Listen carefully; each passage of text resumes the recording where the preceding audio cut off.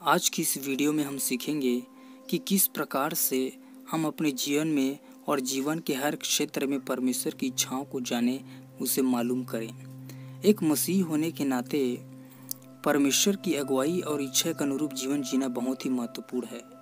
परंतु सवाल यह है कि हम कैसे परमेश्वर की इच्छाओं को, योजनाओं को अपने जीवन में और जीवन के हर एक क्षेत्र में जान सकते हैं, समझ सकते हैं।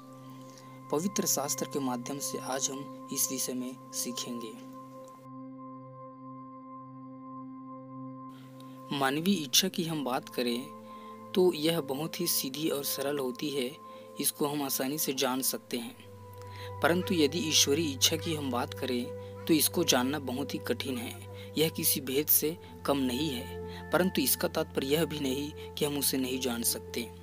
बाइबल इस बात को बताती है कि परमेश्वर अपनी इच्छाओं को अपने लोगों के ऊपर प्रकट करता है।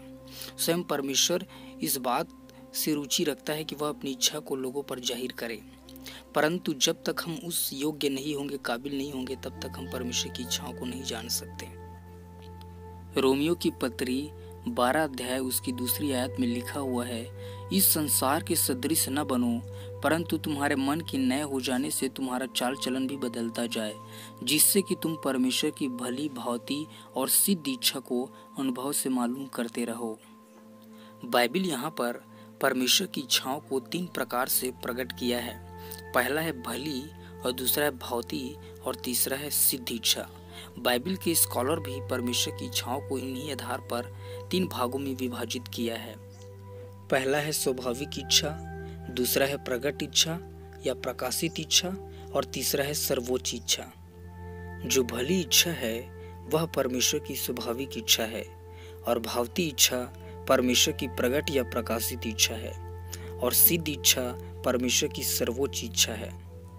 सो इस रीति से परमेश्वर की इच्छाएं 3 अलग अलग प्रकार से पाई जाती है या होती है।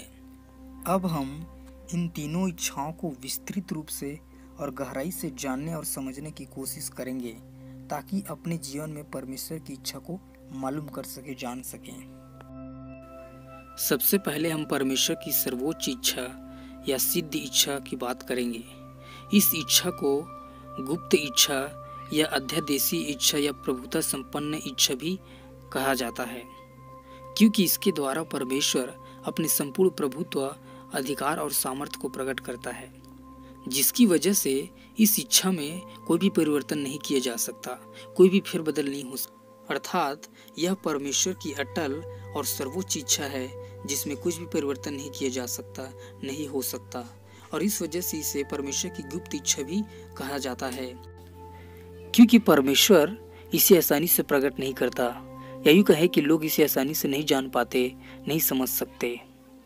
वैसे तो बाइबल में बहुत सारे उदाहरण पाए जाते हैं, परंतु एक उदाहरण का हम जिक्र करेंगे जो पाए जाते उत्पत्ति में। यह परमेश्वर की सिद्ध इच्छा थी कि यूसुफ मिस्र में ले जाया जाए और फिरौन के बंदीगृह में दुख उठाए और राजा के सपनों की व्याख्या करे और अंत में अपने लोगों को अकाल से बचा ले।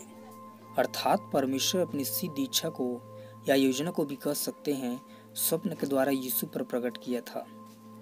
भले ही उस समय तक यह भेद किसी को समझ में नहीं आई थी, परंतु यह जब पूरा हुआ तब सब लोग जान गए, समझ गए। इस विषय में मैं एक वचन भी पढ़ दूंगा जो पाया जाता है यशायाह 40:10 में लिखा हुआ है, मेरी युक्ति स्थिर रहेगी और मैं अपनी इच्छा को पूरी करूंगा। यह परमेश्वर की सिद्ध इच्छा है, जो अटल है, अपरिवर्तनशील है और सर्वोच्च है। दूसरी जो परमेश्वर की इच्छा है जो बाइबल में पाई जाती है वह है भांति इच्छा, जिसे प्रकट या प्रकाशित इच्छा भी कहते हैं। परमेश्वर की इस इच्छा के पहलू में वे बातें सम्मिलित है जिन्हें परमेश्वर ने बाइबल में हम पर प्रकाशित की है या प्रकट किया है, दिया गया है। अर्थात उसकी आज्ञाएं और नियम, जैसे कि मीका 6:8 में लिखा हुआ है, हे मनुष्य, वह तुझे बता चुका है कि अच्छा क्या है, और यहोवा तुझसे इसे छोड़ और क्या चाहता है कि तू न्याय का काम करे और कृपा से प्रीति रखे और अपने परमेश्वर के साथ नम्रता से चले। सो ये वो बातें हैं, वो इच्छाएं हैं परमेश्वर की, जिन्हें उसने वचन में प्रकट किया है, दिया है कि क्या सही है, क्या गलत है, क्या उचित है, क्या अनुचित है, क्या न्याय संगत है। ये वे बातें हैं जिन्हें हम नियम और कानून कहते हैं, जो बाइबल में पाई जाती है।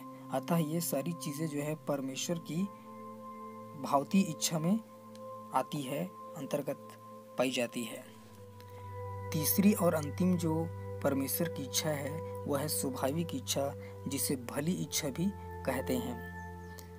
अर्थात ये परमेश्वर की वे इच्छाएं हैं जो परमेश्वर के अंदर स्वाभाविक रूप से पाई जाती हैं। वैसे तो भली और भावती इच्छा में थोड़ी समानता है, क्योंकि बाइबल में लिखी हुई बातें जो है, आज्ञाएं जो है, परमेश्वर की भली इच्छा के अंतर्गत भी आती है, क्योंकि स्वाभाविक इच्छा के आधार पर परमेश्वर ने वचन को दिया है, उसमें नियम और कानून दिया है। परंतु फिर भी दोनों में अंतर है, क्योंकि परमेश्वर की जो भली यानी कि स्वाभाविक इच्छा है, उसमें परमेश्वर की वे इच्छाएं पाई जाती हैं जो बाइबल में नहीं लिखी है, नहीं पाई जाती है। सपोज आपको कहाँ जाना है, कहाँ नहीं जाना है, क्या करना है, क्या नहीं करना है, कहाँ रहना है ना।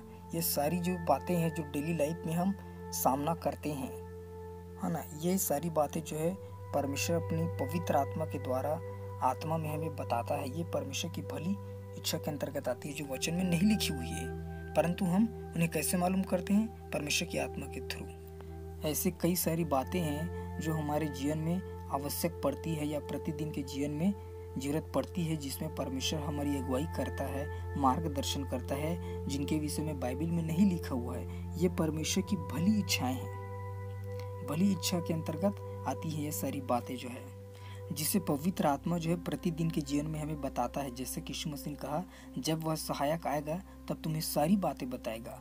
वो पवित्र आत्मा डेली लाइफ में और जीवन के हर क्षेत्रों में हमें बताता है क्या सही है, क्या गलत है, क्या करना है और क्या नहीं करना है।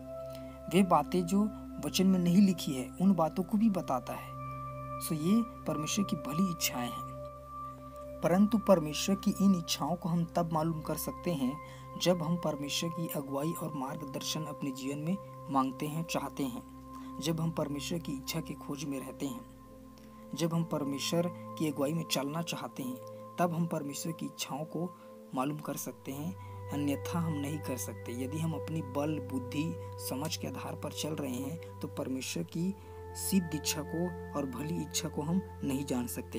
भावती इच्छा को तो जान सकते हैं जो बाइबल में दिया हुआ है, परंतु जैसा कि मैंने बताया, भली इच्छा और भावती इच्छा, ये इच्छा जो है रहस्यमयी है, क्योंकि ये आत्मा में पता चलता है और आत्मिक व्यक्ति को पता चलता है। अतः यदि हम आत्मिक हैं तभी हम इन बातों को जान सकते हैं, परमेश्वर की इन इच्छाओं को जान सकते हैं। बाइबल में जैसा कि लिखा हुआ है कि परमेश्वर अपने दास भविष्यवक्ताओं पर अपना मर्म प्रकट किए बिना कुछ भी नहीं करेगा। और इसे मालूम करने के लिए हमें आत्मिक होना बहुत जरूरी है, परमेश्वर के क्लोज में होना बहुत जरूरी है।